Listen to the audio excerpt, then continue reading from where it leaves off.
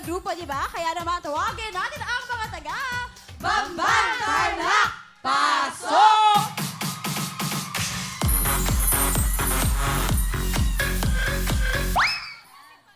Eto na sina Crystal and Irene Erica! Bamban Tarlac! Putukan na!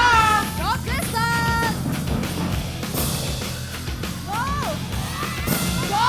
Go, go, go, go, go, go, go, go! Go, Ann! Go, Irene! Irene!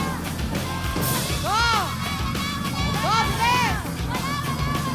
Go! Go, go! Go! Habol! Habol! Go, go, go! Go, go, go, Bless! Dalawa na lang! Go! Isa na lang! Opi!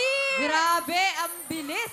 Ay, mabilis talaga kapag kapampanga, in fairness. Pero, eto lang, may konting bad news tayo. Meron silang isang violation dahil naputok nila sa sahig yung lobo.